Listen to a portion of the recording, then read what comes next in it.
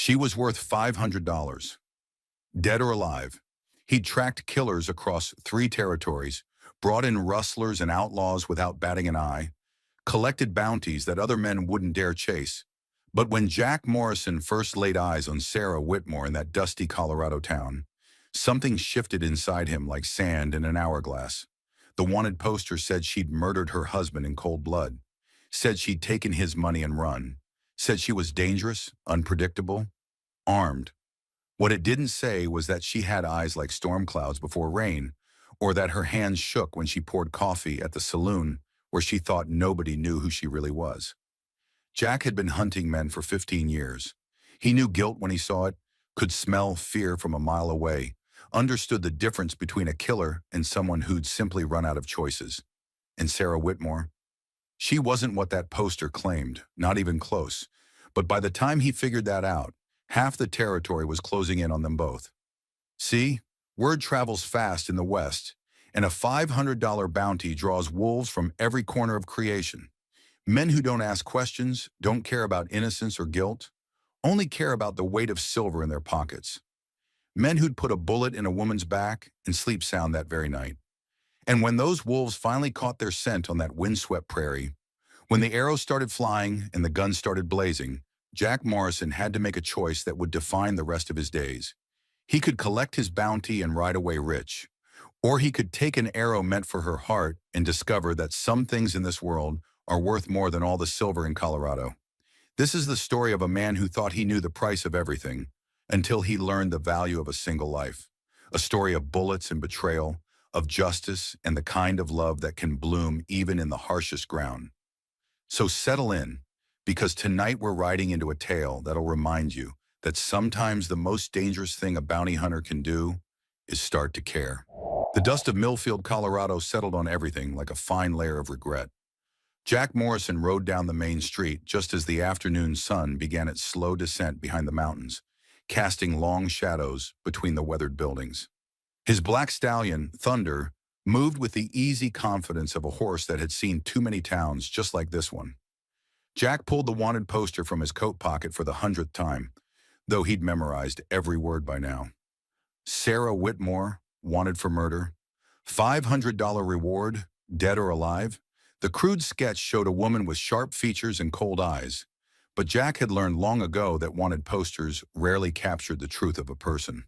He'd been tracking Sarah for 3 weeks now, following a trail that led from Kansas through Colorado's mining camps and frontier settlements. Word was she'd been spotted in Millfield just 2 days prior, working at Murphy's Saloon under a false name. If the information was good, Jack would have his quarry by sundown and be $500 richer by morning. The saloon sat at the corner of Main and Prospect, a 2-story building with peeling paint and windows that had seen better decades.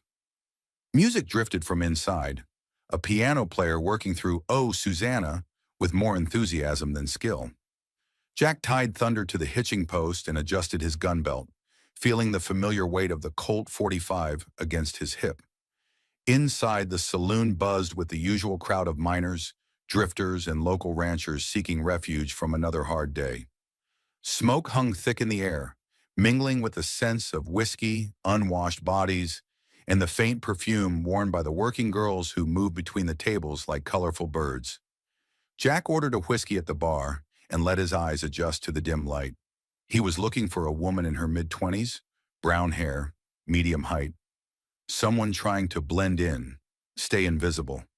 His gaze swept the room methodically, cataloging faces, noting exits, reading the crowd like a book he'd studied all his life. That's when he saw her. She stood behind the bar, wiping down glasses with methodical precision, her brown hair pulled back in a simple bun. She wore a plain blue dress that had seen better days, and when she moved, there was something cautious about her gestures, like a deer always ready to bolt. But it was her eyes that stopped Jack cold. Not cold or calculating as the poster suggested, but haunted, deep blue and constantly moving, scanning the room with the wariness of someone who expected trouble around every corner. This was Sarah Whitmore. Jack was certain of it, but as he watched her work, something didn't sit right. The woman described in the warrant was supposed to be a cold-blooded killer who'd murdered her husband for his money. Yet the woman he observed now moved with a gentleness that seemed at odds with such brutality. When a drunk miner grabbed her wrist roughly, she pulled away without violence, simply shaking her head and moving to serve another customer. A killer would have fought back, would have shown some flash of the darkness that supposedly lived within her. "You gonna nurse that whiskey all night, or you planning to drink it?" Jack turned to find the bartender, a grizzled man with arms like tree trunks, watching him with mild curiosity. "Just taking my time," Jack replied, his voice carrying the flat tone of a man who'd learned to reveal nothing. "Good whiskey." "Murphy's finest," the man said with a grin that revealed several missing teeth. "Name's Caleb. You passing through or looking for work? Always need good men in the mines." "Just passing through." Jack's attention drifted back to Sarah, who was now serving drinks to a table of card players. "That girl there, she new in town?" Caleb followed his gaze and his expression softened. "Annie? Yeah, she's been here about a week. Quiet thing, works hard, don't cause no trouble." "Why you asking?" "Annie." So she was using a false name, just as expected. But there was something protective in Caleb's tone that made Jack pause. In his experience, saloon keepers didn't develop protective feelings toward their employees unless those employees had given them reason to care. "Just curious," Jack said, finishing his whiskey. "She reminds me of someone." As if sensing his attention, Sarah, Annie, looked up from the table she was serving. For a moment, their eyes met across the crowded room. Jack expected to see recognition, fear, the instant panic of a hunted woman spotting a predator. Instead, he saw something else entirely. A brief flash of longing, sadness. It was gone so quickly he almost thought he'd imagined it. She approached the bar, her steps careful and measured. "Caleb, table 6 needs another bottle of that rye." "Coming right up, darling." Caleb reached for a bottle on the high shelf. "Annie, this here's..." He looked at Jack expectantly. "Morrison," Jack supplied. "Jack Morrison." Sarah's hand tightened almost imperceptibly on the serving tray she carried. So she knew the name. Most wanted criminals kept track of the bounty hunters in their territory. "Pleased to meet you, Mr. Morrison." Her voice was softer than he'd expected, with a slight tremor that could have been fear or simply fatigue. "You're not from around here." "No, ma'am, just traveling through." She nodded and took the bottle from Caleb, but as she turned to go, Jack caught her wrist gently. Not roughly, not threateningly, just enough to stop her movement. "Miss," he said quietly, "might I have a word? Outside, perhaps." The color drained from her face, but she didn't pull away. Instead, she looked at him with those storm cloud eyes and nodded once, barely perceptible. "I'll be right back, Caleb," she said, her voice steady despite the fear Jack could now see clearly written across her features. They stepped onto the saloon's front porch where the evening air carried the scent of pine and the distant sound of mining equipment. Sarah stood with her back straight, hands clasped in front of her, waiting. "You know why I'm here," Jack said simply. "I reckon I do." Her voice was barely above a whisper. "You're going to take me back." "That's what I'm paid to do." She nodded, accepting her fate with a grace that surprised him. Most of his quarries begged or fought or tried to run. Sarah Whitmore simply stood there, looking out at the mountains as if memorizing them. "Can I ask you something?" Jack said after a moment. "I suppose. Did you kill him?" She turned to look at him then, and Jack saw something in her expression that hit him like a physical blow. Not guilt, not defiance, but a bone-deep weariness that spoke of suffering beyond what any wanted poster could describe. "Does it matter?" she asked. "You'll take me back either way. Dead or alive," the poster says. $500 is $500. Jack studied her face in the fading light. 15 years of hunting men had taught him to read people, to see through lies and deception. And everything about Sarah Whitmore told him that whatever had happened in Kansas, it wasn't the simple story of greed and murder that the warrant described.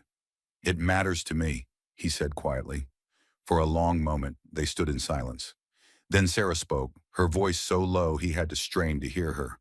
"I loved him once, my husband, but love ain't always enough to save you from a man's demons." Jack felt something shift in his chest, a crack in the armor he'd built around his heart over years of bringing in wanted criminals. This woman wasn't a killer. She was a survivor. "I'll give you tonight," he said, the words surprising him even as he spoke them. "But come morning, we ride out. Don't make me hunt you, Miss Whitmore. It won't end well." She looked at him with surprise, then something that might have been gratitude. "Why?" "Because," Jack said, stepping down from the porch, "sometimes a man needs to understand the whole story before he decides what justice looks like." As he walked back toward his hotel, Jack Morrison couldn't shake the feeling that everything he thought he knew about this case was about to change. And somewhere deep in his chest, in a place he'd thought was dead and buried, something that felt dangerously like hope began to stir. The hunter had found his prey, but for the first time in 15 years, he wasn't sure he wanted to bring her in. Jack Morrison didn't sleep that night. He sat in his hotel room chair, boots propped on the windowsill, watching the saloon across the street until the last light went out. His Colt lay across his lap, loaded but not cocked. 15 years of hunting wanted men had taught him never to let his guard down, but something about Sarah Whitmore had him questioning everything he thought he knew about justice. When dawn painted the mountains pink and gold, Jack made his way to Murphy's saloon.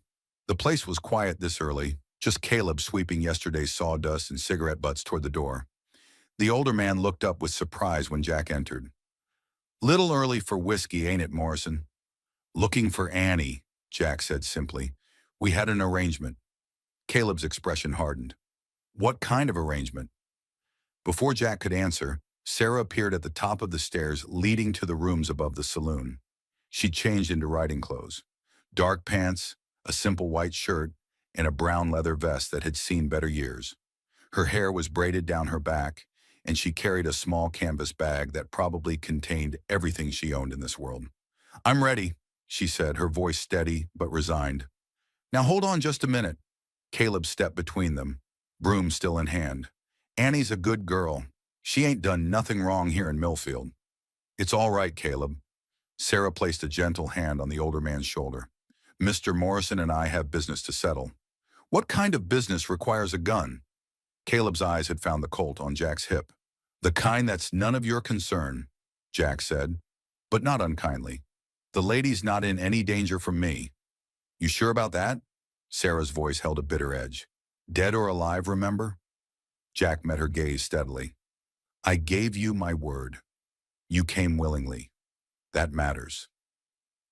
They rode out of Millfield as the sun climbed higher, heading east toward the main trail that would eventually lead back to Kansas. Jack had secured a gentle mare for Sarah from the livery stable. No sense making this harder on her than it had to be. She rode beside him in silence for the first hour, her posture straight but tense, like a woman expecting a blow that never came. The Colorado landscape rolled out before them in waves of gold and green, broken by stands of aspen and pine. In the distance, the Rockies rose like sleeping giants, their peaks still crowned with snow despite the late summer warmth. It was beautiful country, the kind that made a man think about settling down, building something permanent. "You ever been married, Mr. Morrison?" Sarah's question broke the silence between them. "Once," Jack replied after a moment. "Long time ago." "What happened?" "She died. Cholera during the epidemic of '71. Sarah was quiet for a moment, processing this information. "I'm sorry. That was a lifetime ago." Jack adjusted his hat against the strengthening sun. "Tell me about your husband." "Which part? The good man I married or the monster he became?" "Start with the good man." Sarah's grip tightened on her reins, but she began to speak. "Thomas Whitmore was the handsomest man in Topeka when I met him. Charming, successful. He owned a dry goods store and had plans to expand. When he asked my father for my hand, I thought I was the luckiest girl in Kansas. When did things change? Gradually at first, little things.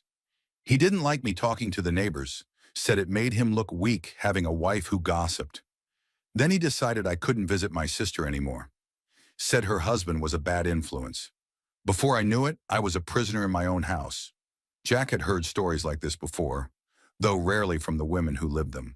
Most wives in Sarah's situation ended up buried in unmarked graves, their disappearances explained away as runaways or accidents. "The drinking started after he lost money on a bad investment," Sarah continued. When Thomas drank, he got mean.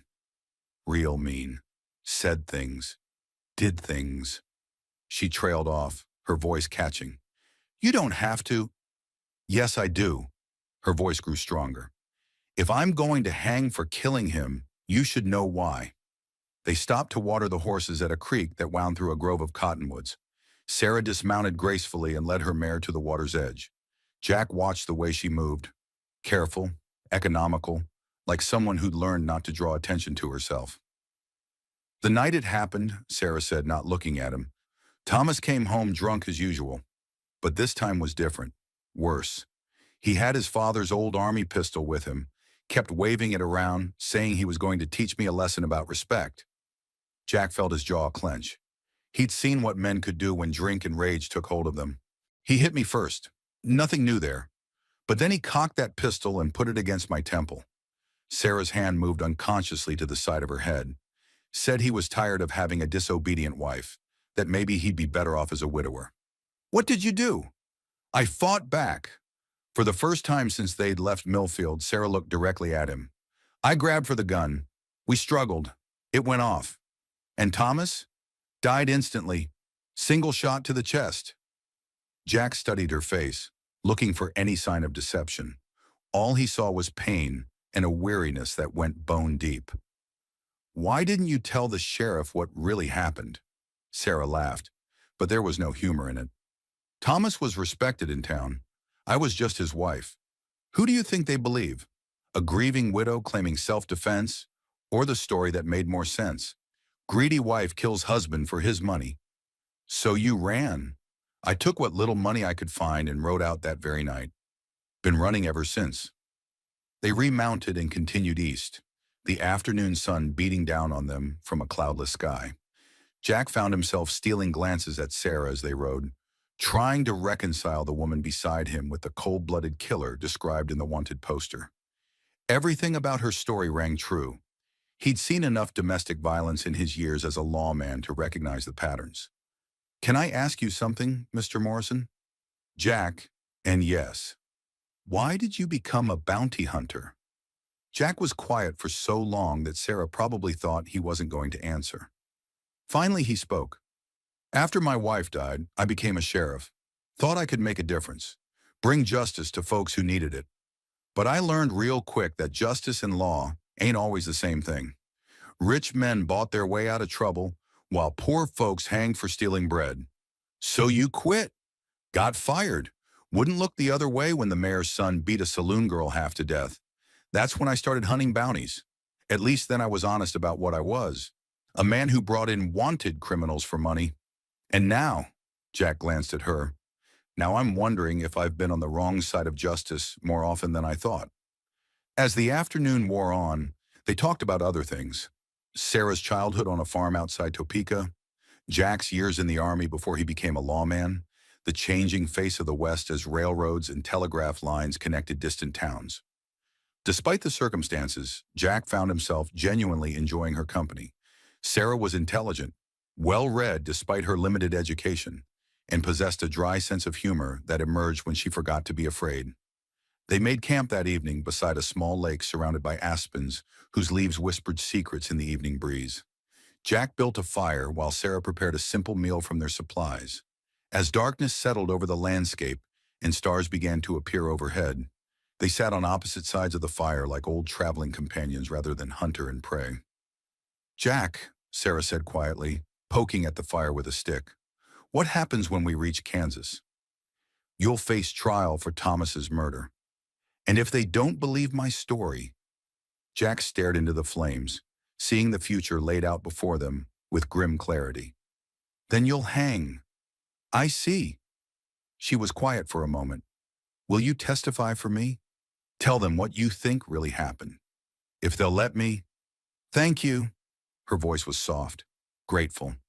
Most bounty hunters wouldn't care whether their quarry was guilty or innocent. Most bounty hunters haven't spent 2 days getting to know their quarry. Across the fire, Sarah smiled. The first genuine smile he'd seen from her. It transformed her entire face, erasing years of fear and hardship, and revealing the beautiful woman she'd been before life broke her down. What are you thinking? Jack asked. I was just wondering what might have happened if we'd met under different circumstances. In another life, maybe.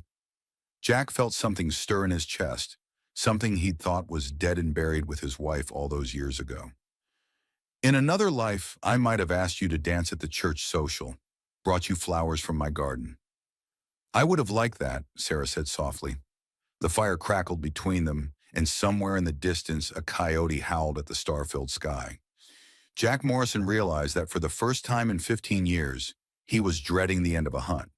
Because when they reached Kansas, he would have to deliver Sarah Whitmore to a justice system that might not be interested in the truth. And despite everything he'd believed about duty and the law, the thought of watching her climb the gallows steps was becoming unbearable. Tomorrow they would continue east toward her trial and probable execution. But tonight, by firelight under an ocean of stars, they were just two lonely souls finding unexpected comfort in each other's company. Even if it couldn't last. The morning of their third day brought unwelcome company. Jack spotted the dust cloud first, three riders moving fast from the northwest, pushing their horses harder than the terrain warranted. He lowered his spyglass and felt ice settle in his stomach. "Sarah," he called quietly, "we need to move. Now." She looked up from where she'd been washing their breakfast plates in the stream, immediately reading the tension in his voice. "What is it?" "Trouble. Three riders, maybe 4 miles out. They're not traveling, they're hunting." Sarah's face went pale, but she didn't waste time with questions. Within minutes, they had their camp broken down and were mounted, heading east toward a line of rocky hills that might offer cover. Jack pushed Thunder harder than he liked, but speed mattered more than comfort now. "Who do you think they are?" Sarah called over the thunder of hooves. "Could be law, could be other bounty hunters." Jack's jaw was set tight. "Either way, they're not coming to invite us for Sunday dinner." They reached the hills just as the pursuing riders crested the last ridge behind them. Jack led Sarah into a narrow canyon between two towering rock walls, hoping to lose their pursuers in the maze of stone passages that cut through this part of Colorado. The sound of their horses' hooves echoed off the canyon walls like gunshots. "This way," Jack guided them deeper into the canyon system, following paths he'd memorized during his Army days when these hills had served as hideouts for deserters and outlaws. The rock formations were treacherous, full of dead ends and sudden drops, but they also offered 100 places to disappear if a man knew where to look. They pulled up behind a massive boulder that blocked them from view of the main canyon passage. Both horses were breathing hard, foam flecking their bits. Jack dismounted and crept to the edge of their hiding place, listening for the sound of pursuit. It came soon enough, the clip-clop of hooves on stone, voices echoing off the canyon walls. "Trail goes cold here, Kane." The voice was rough, irritated. "Could have gone any direction." "Don't matter," came the reply. "Morrison's good, but he ain't a ghost. They're in here somewhere." Jack's blood chilled. Kane Hutchins. He should have known. Hutchins was a bounty hunter with a reputation for bringing in his quarries dead more often than alive. He was also the kind of man who'd sell his own mother for the right price. "Why don't we just wait him out?" A third voice, younger, nervous. "They gotta come out eventually." "Because," Hutchins replied with the patience of a man explaining something to a slow child, "Morrison's got a reputation for being soft lately. Word is he's gone sweet on this particular bounty. That makes him unpredictable." "Sweet on her," the rough voice laughed. "Hell, Kane, maybe we ought to let him break her in for us before we put her down." Sarah's sharp intake of breath behind him told Jack she'd heard every word. He turned to find her face white as bone, one hand pressed to her mouth. "Stay quiet," he whispered. "Stay hidden. No matter what happens, you don't come out until I tell you." "Jack, no! You can't face 3 men alone." "Watch me." But as Jack started to move toward the canyon passage, the decision was taken out of his hands. A rifle shot cracked through the air, the bullet sparking off the rock inches from his head. "That's far enough, Morrison," Hutchins' voice boomed off the canyon walls. "We know you're in there." Jack drew his Colt and checked the cylinder. 6 shots, 3 men. The math wasn't in his favor, but he'd faced worse odds before. "Kane Hutchins," Jack called back. "Should have known you'd show up like a bad penny. Nothing personal, Morrison. Just business. You're getting too old for this game." Too soft. Time to step aside and let younger men handle things. The woman's my bounty, Kane. I found her fair and square. See, that's where you're wrong. Hutchins' voice was getting closer. Widow Whitmore is worth the same money dead or alive. Dead's a lot easier to transport. Jack risked a glance around the boulder. He could see two of the men now. Hutchins himself, a lean man with dead eyes and a scar that ran from his left ear to the corner of his mouth, and a younger man Jack didn't recognize. The third was somewhere else, probably working his way around to flank them. Besides, Hutchins continued, word's gotten around that you've gone soft on this particular job. Some folks are wondering if Jack Morrison's lost his edge. If maybe it's time for him to retire permanent-like. My edge is just fine, Kane. We'll see about that. The attack came from three directions at once. The young bounty hunter charged straight up the canyon passage, firing rapidly with a lever-action rifle. Hutchins moved in from the left, his own rifle speaking with deadly precision, and from somewhere above them came the crack of a third gun. The flanker had found high ground. Jack pushed Sarah deeper behind the boulder and returned fire, his Colt barking 3 times in rapid succession. The young man stumbled and fell, clutching his shoulder. But Hutchins kept coming, and bullets from the hidden riflemen were chipping stone dangerously close to their position. This ain't working, Jack muttered. He had 3 shots left, and Hutchins was closing fast. That's when Sarah surprised him. Instead of cowering behind cover, she grabbed a loose rock the size of her fist and hurled it with deadly accuracy at the canyon wall above Hutchins. The rock triggered a small avalanche of loose stone that sent the scarred bounty hunter diving for cover. Nice throw, Jack said grimly. I had 4 brothers, Sarah replied, already looking for another rock. The flanker above them was still a problem, though. Jack could hear him moving, trying to get a better angle. Any minute now, he'd have a clear shot at their hiding place. Jack, Sarah whispered urgently, there's a crack in the rock behind us. Might be a way out. Jack looked where she pointed. Sure enough, there was a narrow fissure in the boulder, barely wide enough for a person to squeeze through. It was risky. They had no idea where it led, but staying put meant certain death. You first, he said. What about you? I'll be right behind you. Go. Sarah squeezed through the crack just as Hutchins made his next charge. Jack emptied his cylinder, forcing the bounty hunter back, then quickly reloaded and followed Sarah through the fissure. The crack led to a narrow ledge on the far side of the canyon, invisible from below.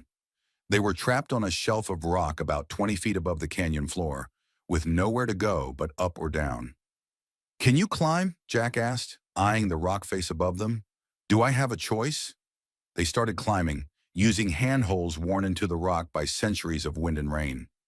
Behind them, they could hear Hutchins and his remaining companion searching the area where they'd been hidden, cursing when they found it empty. They went up, someone called. Trail leads up the rock face. Then we follow, Hutchins replied. $500 buys a lot of climbing. The ascent was treacherous. Loose rock crumbled away under their hands and feet, threatening to send them tumbling into the canyon below. Sarah's riding skirt caught on the rough stone, tearing in several places, but she kept climbing with a determination that impressed Jack more than he cared to admit. They reached a wider ledge about halfway up the canyon wall and paused to catch their breath. Below them, they could see Hutchins and his partner starting their own climb, moving more slowly but steadily gaining ground. There, Sarah pointed to a crack in the rock face that looked like it might lead to the top of the canyon. That's our way out. It's a squeeze, Jack observed. Everything worthwhile is.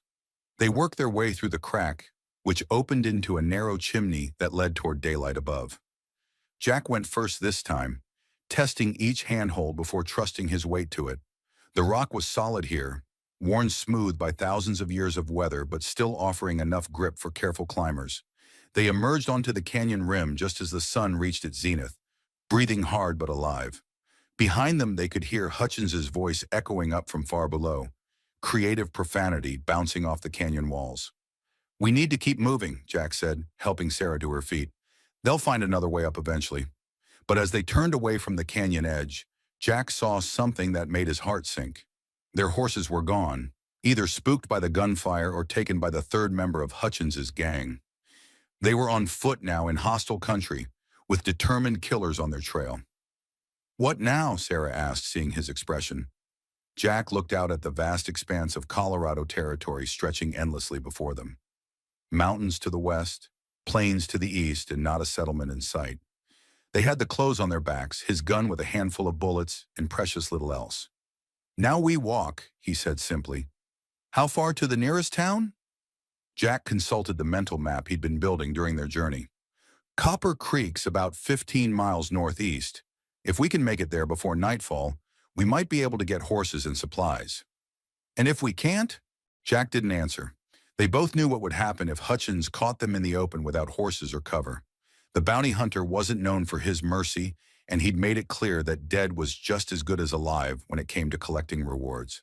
They started walking, keeping to the high ground when possible, always listening for sounds of pursuit. The sun beat down mercilessly, and their water was running low.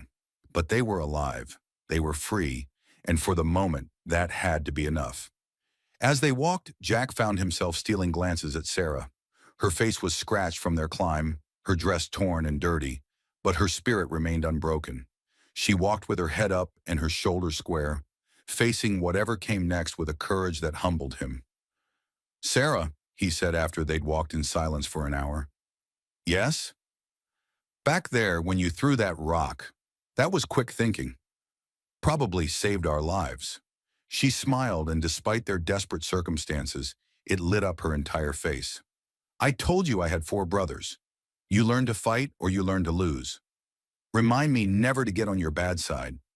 Mr. Morrison, Jack, if we make it out of this alive, you'll never have to worry about being on my bad side."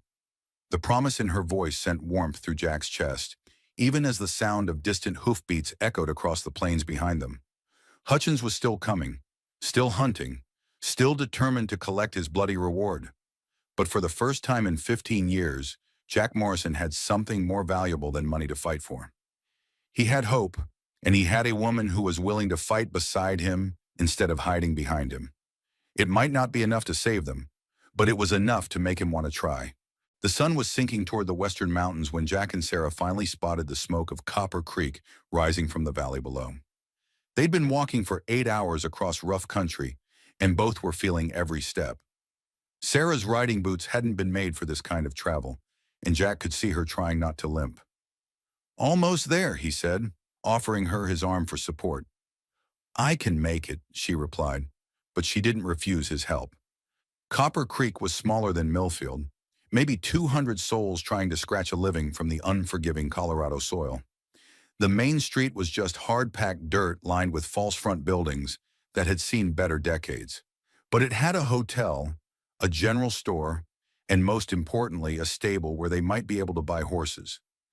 As they walked down the main street, Jack noticed the way folks stared.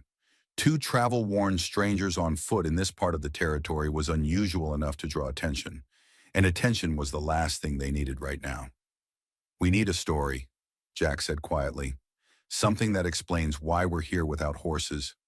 "What do you suggest?" "Married couple heading to Denver. Horses spooked during a storm, threw us both and ran off. We're looking to buy new mounts and continue our journey." Sarah nodded. "Simple enough. What's my name?" "Mary. Mary Morrison." The way she smiled when he said it made something warm flutter in Jack's chest. "I like the sound of that." They entered the hotel lobby, a cramped space that smelled of dust and old tobacco.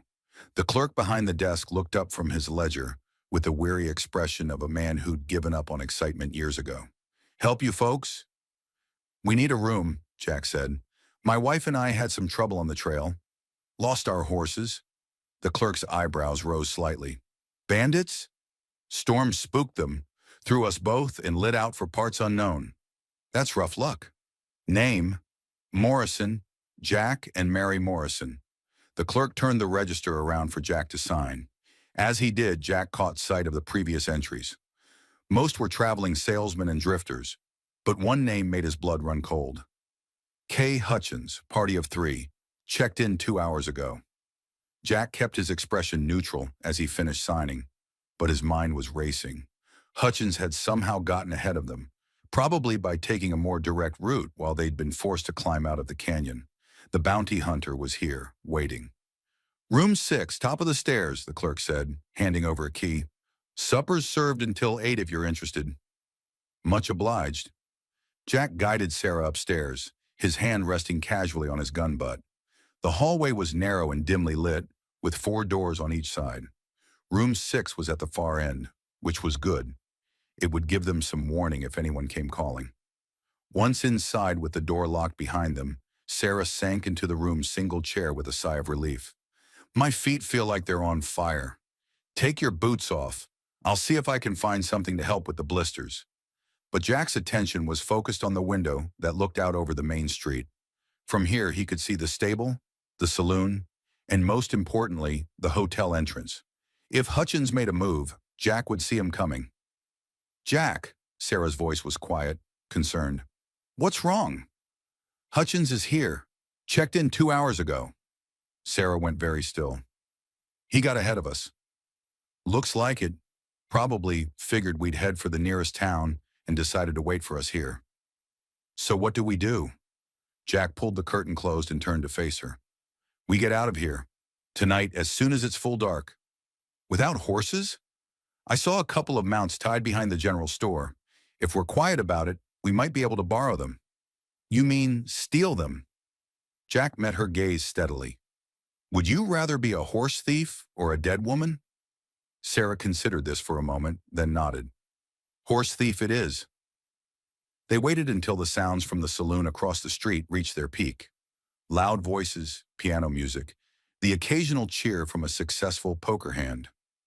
Jack cracked the window and listened. No sounds of movement in the hallway outside their room. Ready, he whispered. Sarah had pulled her boots back on despite the pain and tied her hair back under a dark scarf. She looked like a different person, harder, more determined. Ready. They slipped out of the room and down the back stairs, avoiding the main lobby entirely. The alley behind the hotel was dark and empty, but Jack could hear voices drifting from the saloon's back door. He drew his Colt and checked the cylinder one more time. The general store was 3 buildings down, and the horses were where Jack had seen them. 2 solid-looking geldings tied to a post near the store's rear entrance. As they approached, one of the horses nickered softly, and Jack froze, listening for any sign they'd been heard. Nothing but saloon noise and the distant sound of a harmonica. Jack was reaching for the first horse's reins when a voice cut through the darkness behind them. Well, well, look what we have here. They turned slowly to find Cain Hutchins standing at the mouth of the alley, his rifle pointed directly at Sarah. Behind him lurked his remaining partner, the one who'd been doing the flanking back in the canyon. Stealing horses now, Morrison. That's a hanging offense in these parts. Hello, Cain. Jack kept his voice steady, but his mind was calculating distances, angles, possibilities. Hutchins was too far away to rush, and his partner had moved to block their escape route back toward the hotel. You've led us quite a chase, Hutchins continued conversationally, but all things come to an end eventually. The woman's my bounty, Cain. We had this conversation. See, that's where you're wrong again. Hutchins stepped closer, his rifle never wavering. Mrs. Whitmore here has become worth a lot more than $500. What do you mean? Word came down from Kansas yesterday. Seems the widow's late husband had more money than anyone knew about. Money that's gone missing. The good folks of Topeka have raised the bounty to $2,000. Jack felt Sarah stiffen beside him. $2,000 was enough to buy half the bounty hunters in the territory. Course, Hutchins continued, dead still as good as alive for collecting. Might even be better, considering what some folks would like to do to a woman who kills her husband for money. I didn't kill him for money, Sarah said quietly, speaking for the first time since they'd been caught. Sure you didn't, sweetheart. Just like every other innocent dove who finds herself on the wrong end of a wanted poster. Jack saw Hutchins's finger tighten on the trigger and knew they were out of time. He started to move, hoping to throw himself between Sarah and the rifle, but someone else moved faster. Drop the gun, mister. The voice came from the shadows near the general store's back door, and it belonged to a woman.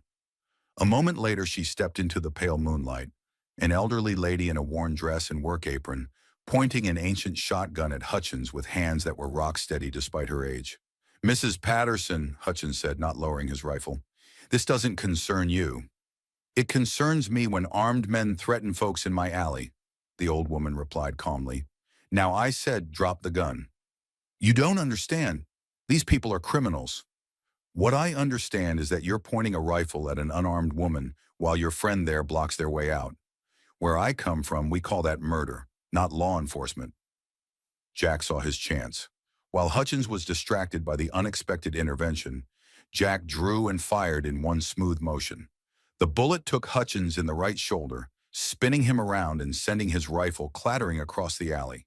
Hutchins's partner went for his own gun, but the old woman's shotgun boomed like thunder, and the man crashed backward into a pile of empty crates. Obliged, ma'am, Jack said, keeping his gun trained on the wounded Hutchins. Martha Patterson, the woman replied, breaking open her shotgun to reload. And you folks need to get out of here before more trouble shows up. Our thoughts exactly. Jack moved to where Hutchins lay, clutching his wounded shoulder. Kane, you're going to tell your friends that you lost our trail in the canyon. You're going to tell them we headed south toward New Mexico. Go to hell, Morrison. Jack cocked his pistol and placed the barrel against Hutchins's knee. Wrong answer. All right. I'll tell them you went south. Good. Jack straightened up and holstered his weapon. Mrs. Patterson, I don't suppose you'd be willing to sell us those horses? Take them, the old woman said.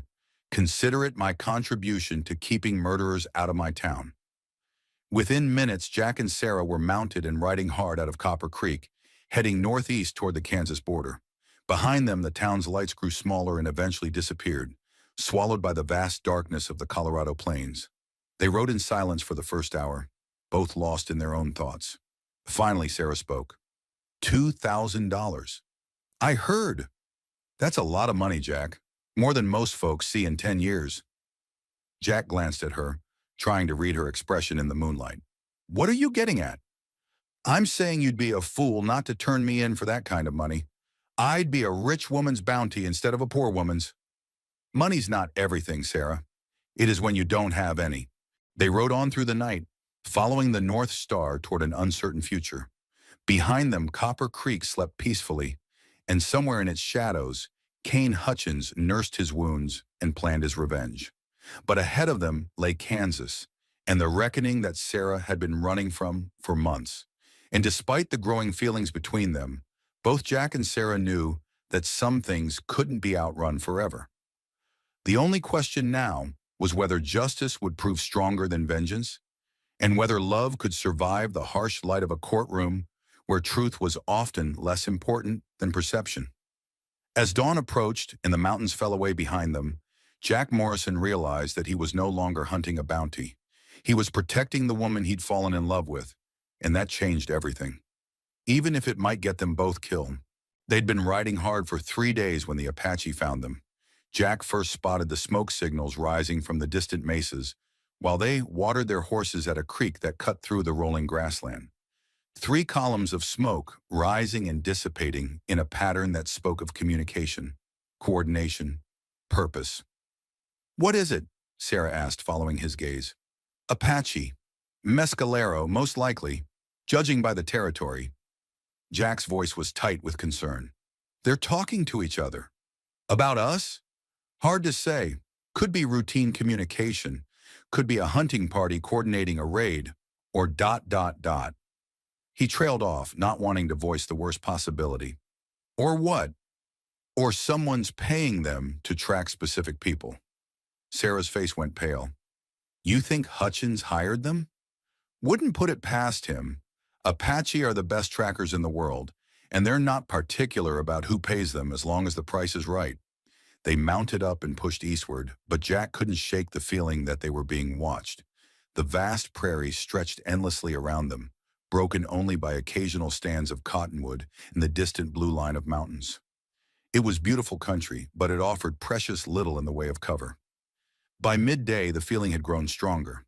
Twice Jack thought he caught glimpses of riders on the horizon, staying just far enough away to avoid clear identification.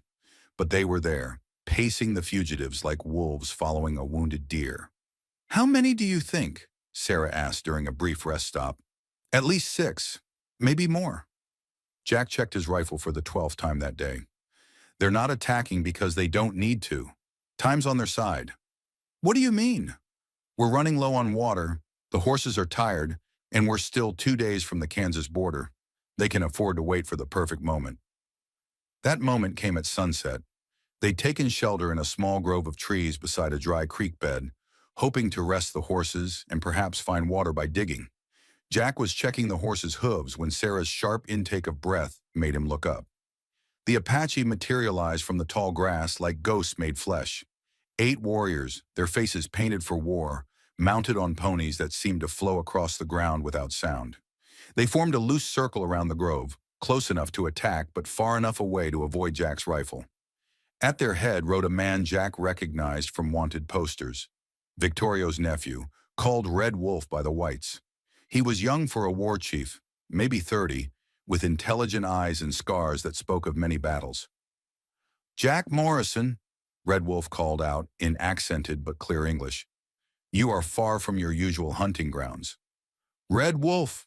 Jack stepped into the open, his rifle held casually but ready. "This is Apache land. I respect that. We're just passing through. With a woman worth much gold." Red Wolf's gaze shifted to Sarah, who had positioned herself behind a thick cottonwood trunk. "Men in Copper Creek pay good money for information about this woman." "How much money?" "Enough to buy many rifles, many horses, enough to make war against the Bluecoats when spring comes." Jack felt his blood chill. If the Apache were planning another uprising against the army, capturing Sarah would give them the resources they needed to make it a reality. Hundreds of innocent people would die. "The woman's done you no harm," Jack said. "Let us pass, and you'll never see us again." Red Wolf smiled, but there was no warmth in it. "You speak as if you have choice in this matter. There are 8 of us, 2 of you. Your rifle holds maybe 6 bullets." "6 bullets? 8 men." "You're right. The math doesn't work in my favor." Jack's voice was steady, conversational. "Question is, which 6 of you want to die first?" The Apache leader studied him for a long moment. Jack Morrison's reputation as a fighter was known even among the tribes. He'd earned it during his army days, when he'd survived 3 separate Apache raids and killed enough warriors to earn their respect, if not their friendship. "You would die for this woman?" Red Wolf asked. "I would. Even knowing she is worth great wealth to your people? Especially knowing that." Red Wolf nodded slowly, as if Jack's answer confirmed something he'd suspected. "You love her." It wasn't a question, and Jack didn't treat it like one. "I do." "Then you understand why I cannot let you pass. My people need those rifles more than you need this woman." The attack came without warning. One moment they were talking, the next the air was full of arrows and war cries. Jack dove behind a fallen log, dragging Sarah down with him as projectiles thudded into the wood around them. "Stay down," he shouted over the noise, then rose and fired 3 quick shots at the charging warriors. 2 Apache ponies went down, spilling their riders, but the others kept coming. An arrow buried itself in the log inches from Jack's head. Another grazed his left arm, drawing blood but doing no serious damage. He fired again, and one of the dismounted warriors spun and fell. But they were still hopelessly outnumbered, and his ammunition wouldn't last forever. That's when Sarah did something that nearly stopped Jack's heart. She stood up, not to run, not to surrender, but to place herself directly between Jack and the charging Apache. An arrow meant for his chest struck her instead, the iron point punching through her shoulder and spinning her around. She fell to her knees but didn't cry out. One hand pressed to the wound as blood seeped between her fingers. "Sarah!" Jack's world narrowed to that single moment. The woman he loved taking an arrow meant for him, falling, bleeding, possibly dying because of his choices. Something inside Jack Morrison broke in that instant. Not broke like glass, shattering into pieces, but broke like a dam bursting under too much pressure. 15 years of careful control, of measured responses, of following rules and codes, simply vanished. He came up from behind the log like a man possessed, his rifle spitting fire and death. The remaining Apache, caught off guard by the sudden fury of his assault, fell back in confusion. Jack advanced steadily, working the lever action with mechanical precision, each shot finding its mark. When the rifle was empty, he drew his Colt and kept firing. When that was empty, he pulled the knife from his boot and prepared to meet the remaining warriors hand to hand. But there were no remaining warriors. The attack had lasted less than 5 minutes, but when the gun smoke cleared, 6 Apache lay dead or wounded in the grass. Red Wolf and one companion had retreated, dragging their wounded with them. They would live to fight another day, but they would remember the cost of crossing Jack Morrison when someone he loved was threatened. Jack dropped his weapons and rushed to Sarah's side.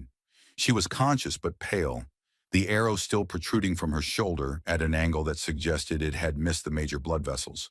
But she was hurt, badly, and they were still in the middle of hostile territory. "Sarah, look at me. You're going to be all right." "Jack," her voice was weak but steady. "The arrow, you have to get it out."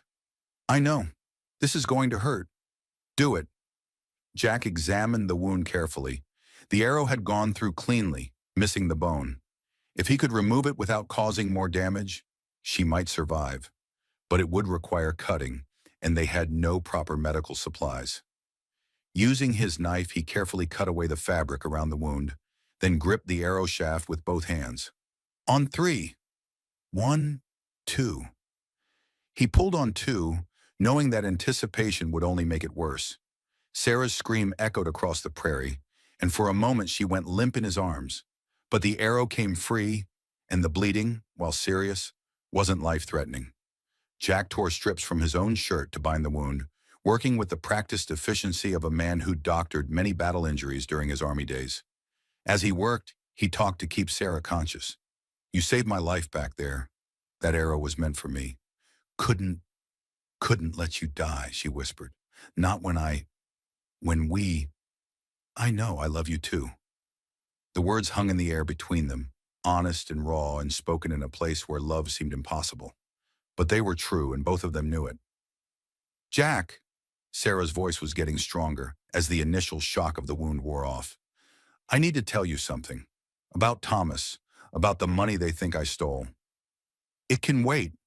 "No, it can't. If something happens to me, you need to know the truth." Jack finished binding her shoulder and helped her sit up against a tree trunk.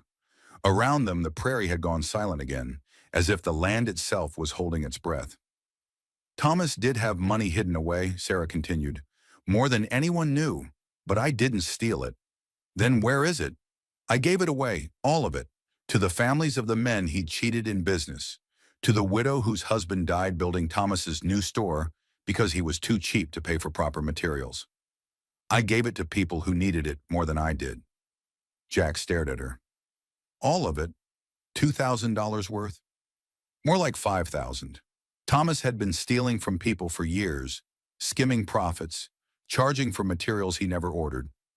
I found his ledgers after he died, found out what kind of man I'd really married." "So you distributed his stolen money back to the people he'd robbed?" "Every penny. And then I ran because I knew what would happen when folks realized the money was gone. They'd rather believe I stole it than admit they'd been fooled by a charming thief." Jack leaned back against his own tree, processing this information. It explained everything. Why Sarah had run, why the bounty had increased, why she'd seemed so resigned to her fate. She wasn't a criminal. She was the only honest person in the whole sordid affair. "You realize this makes you even more valuable to men like Hutchins," he said finally. "If they can't get the money back, at least they can get revenge." "I know. That's why I had to tell you. In case ... There's no in case. We're getting out of this, both of us, together." As if summoned by his words, the sound of hoofbeats echoed across the prairie. Not Apache this time. These were shod horses, moving in formation. Jack grabbed his rifle and checked the action. Still 2 rounds left, plus whatever ammunition he could scavenge from the battlefield. "More trouble?" Sarah asked. "Looks like it." Jack helped her to her feet, noting with relief that she seemed steady despite her wound. "Can you ride? Do I have a choice?" "Not really." They mounted up and rode east toward the dying light, leaving the grove of trees and its grim reminders behind them. The Kansas border was still a day away, but Jack was beginning to think they might actually make it. What he didn't know was that their troubles were just beginning, because the riders approaching from the west weren't just bounty hunters or lawmen. They were Thomas Whitmore's brothers, and they'd come a very long way to collect what they thought was owed to them. The Kansas border town of Cedar Falls appeared before them like a mirage shimmering in the morning heat. After 6 days of hard riding, dodging bullets, and staying one step ahead of death, the sight of civilization should have been a relief. Instead, Jack felt his stomach tighten with dread. Cedar Falls meant law. Law meant questions, and questions meant Sarah would have to face the charges that had been chasing her across 3 territories. "That's it, isn't it?" Sarah asked, adjusting her position in the saddle carefully to avoid jarring her wounded shoulder. "Kansas. That's it." Jack pulled Thunder to a halt on a low rise overlooking the town. "Sarah, we need to talk about what happens next."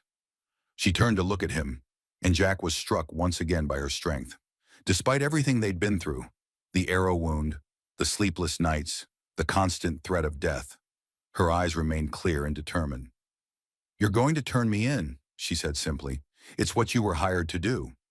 "Is that what you want?"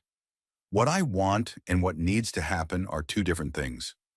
Sarah gazed down at the town below, where morning smoke was beginning to rise from chimneys and early risers were starting their day. "I'm tired of running, Jack. Tired of looking over my shoulder every minute. Tired of bringing danger to people who try to help me. I could let you go, say I lost your trail, that you doubled back into Colorado, and spend the rest of your life looking over your shoulder, wondering if Kane Hutchins or someone like him will come calling someday?" Sarah shook her head. "That's no kind of life for either of us." Jack knew she was right, but that didn't make it any easier to accept. After everything they'd shared, everything they'd been through together, the thought of watching her stand trial for a crime she'd committed in self-defense felt like a betrayal of everything he'd come to believe about justice. "There's another way," he said finally. "What way?" "We tell the truth. All of it. About Thomas, about the beatings, about the money you returned. We make them listen. And if they don't want to hear it," Jack met her gaze steadily, "then we make them hear it anyway." They rode into Cedar Falls side by side, drawing curious stares from the townspeople. Jack Morrison was known here. He'd brought in wanted men to this town before, and Sheriff Tom Bradley was an old friend from his Army days. If anyone would give Sarah a fair hearing, it would be Tom. The sheriff's office sat at the end of Main Street, a sturdy brick building that had served as both courthouse and jail for the past 20 years. Jack tied their horses to the hitching post and helped Sarah down, noting the way she favored her injured arm. "You ready for this?" he asked. "As ready as I'll ever be." They walked through the office door together, and Jack felt Sarah's hand slip into his. Her fingers were cold despite the morning warmth. Sheriff Bradley looked up from his paperwork and broke into a grin that faded quickly when he saw the tension in their faces. "Jack Morrison, been a while." Tom Bradley was a big man gone slightly soft around the middle, with graying hair and eyes that had seen too much but still held kindness. "I heard you were bringing in Sarah Whitmore." "I am." Jack squeezed Sarah's hand reassuringly. "But there are things you need to know, Tom. Things that weren't in the warrant." "Such as?" For the next hour, Jack and Sarah laid out the entire story. Sarah's voice never wavered as she described the years of abuse, the final confrontation, the struggle for the gun. Jack corroborated what he could and filled in the details of their journey from Colorado. When they finished, Sheriff Bradley leaned back in his chair and let out a long breath. "That's quite a tale," he said finally. "Question is, can you prove any of it?" "I can prove the money was returned," Sarah said. "I kept records of every family I gave money to. Every debt of Thomas's I tried to repay. The records are hidden in my sister's house in Topeka." "And I can testify to her character," Jack added. "Tom, I've spent 6 days with this woman. I've seen her under pressure, seen how she reacts to danger. She's not a killer." "Maybe not," a new voice said from the doorway, "but she's still a thief and a murderer, and we've come to collect her." 3 men entered the office, and Jack's hand moved instinctively toward his gun. The leader was tall and lean with the same dark hair as Thomas Whitmore. But where Thomas had been soft, this man was hard as nails. His companions looked like hired muscle, the kind of men who solve problems with violence. "Daniel Whitmore," the man introduced himself. "Thomas's older brother. This is my brother Marcus, and our associate, Mr. Chen." What's your business here, Mr. Whitmore? Sheriff Bradley's voice had taken on an official tone. Our business is with her. Daniel pointed at Sarah. She killed our brother and stole our family's money. We're here to see justice done. Justice is what we're trying to figure out, Bradley replied calmly, and I don't recall inviting you into my office.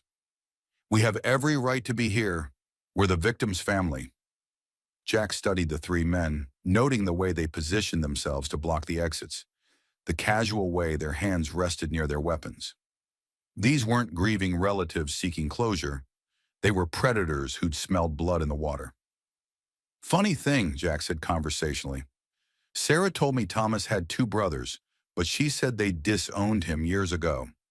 Said they wanted nothing to do with him after he started cheating folks in business. Daniel's eyes flicked toward Jack, and there was murder in them. You weren't there. You don't know what kind of man our brother was. No, but I know what kind of man you are. Jack stood slowly, his movements casual but ready. You're the type who'd let your brother destroy himself and then show up after he's dead to claim whatever's left. Careful, Morrison. Daniel's voice dropped to a whisper. You're walking a dangerous line. Am I? Because it seems to me that if you really cared about justice for Thomas, you'd want to know the truth about what happened that night. But you're not asking questions. You're making demands. Makes a man wonder what you're really after. Sarah spoke up, her voice steady despite the obvious tension. They want the money Thomas hid, the money I gave back to the people he stole from. $5,000, Marcus Whitmore said, speaking for the first time. Our inheritance. Inheritance from what? Jack asked. From the store Thomas built with stolen money? From the workers he cheated? From the materials he never bought? That's enough. Daniel's hand moved to his gun. We didn't come here for a debate. Then what did you come here for? Sheriff Bradley had stood as well, his own hand resting on his weapon. We came for her. Daniel nodded toward Sarah. And we're taking her back to Topeka, where she'll face proper justice. She'll face justice right here, Bradley said firmly. This is my jurisdiction, and she's my prisoner. The tension in the room ratcheted up another notch. Jack could feel the violence building like pressure before a storm. These men hadn't come here to see Sarah tried fairly. They'd come to take her somewhere they could control the outcome. Tom, Jack said quietly, you might want to ask these gentlemen about their business dealings in Topeka, specifically about the construction contracts they've been getting since Thomas died. Daniel Whitmore's face went white. How did you know about your partnership with Mayor Hendricks? About the kickbacks from the railroad contracts? Jack smiled grimly. I didn't, until just now, but your reaction tells me everything I need to know. The pieces fell into place with sudden clarity. The Whitmore brothers hadn't come for justice, or even for money. They'd come to silence the one person who might know about their corruption. Sarah's knowledge of Thomas's business dealings made her a threat to their newfound prosperity. You can't prove anything, Marcus said, but his voice lacked conviction. Maybe not. But I bet if Sheriff Bradley sends a telegram to the federal marshal in Topeka, he'll find some interesting irregularities in those railroad contracts. Daniel Whitmore's patience finally snapped. His gun cleared leather with practiced speed, but Jack was faster. The bounty hunter's Colt roared once, and Daniel spun backward into the wall, clutching his shoulder. The office erupted in chaos. Marcus went for his gun, but found himself staring down the barrel of Sheriff Bradley's shotgun. Chen made it halfway to his weapon before Sarah, of all people, cold-cocked him with a brass paperweight. When the gun smoke cleared, Daniel Whitmore was on the floor bleeding. Marcus had his hands in the air, and Chen was unconscious at Sarah's feet. Well, Sheriff Bradley said mildly, this has been an interesting morning. 3 months later, Jack Morrison stood in the same office, but everything had changed. The federal investigation into the Whitmore brothers' corruption had exposed a network of graft that reached all the way to the territorial capital. Sarah's testimony and the records she'd kept had been crucial in unraveling the conspiracy.